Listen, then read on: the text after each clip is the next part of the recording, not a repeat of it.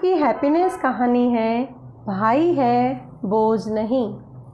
और इस कहानी का उद्देश्य है विद्यार्थियों में पारिवारिक संबंधों में विश्वास और उनके निर्वाह करने की क्षमता का विकास करना।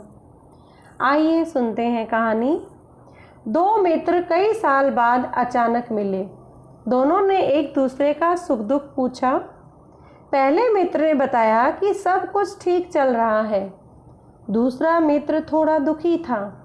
उसने कहा कि पिछले वर्ष उसके पिताजी गुजर गए। उसके बाद से छोटे भाई की फीस का बोझ उसके सर पर आ पड़ा। बाकी तो सब ठीक चल रहा है।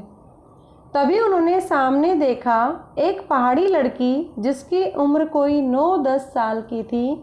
वह अपने छोटे भाई को कंधे पर रखे हुए ऊपर चढ़ रही थी, पसीने से लथपथ, लेकिन लगातार ऊपर की ओर बढ़ रही थी। जब इन दोनों मित्रों के पास से वह गुजरी तो उन्होंने सहानुभूति के स्वर में उस लड़की से कहा, बेटा, तुम्हें पसीना आ रहा है, तुम भाई के बोझ से थक गई हो।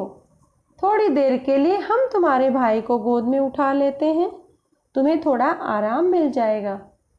लड़की ने क्रोध से उन दोनों मित्रों की तरफ देखा और कहा, अंकल, बोझ आपके लिए होगा, मेरा तो छोटा भाई है, बोझ नहीं।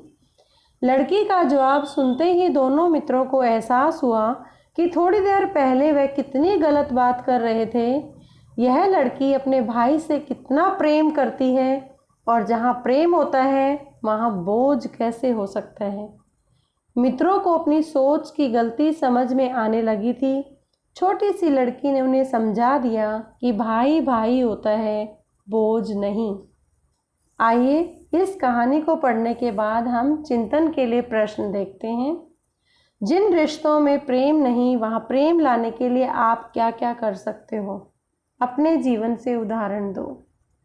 आप अपने आसपास के रिश्तेदारों में, बहन भाई में ये उदाहरण देखकर इस कहानी के ऊपर चर्चा करें और अपने भाई बहन या अपने माता पिता के साथ इसके बारे में विस्तार से चर्चा करके इस कहानी का आनंद उठाएं।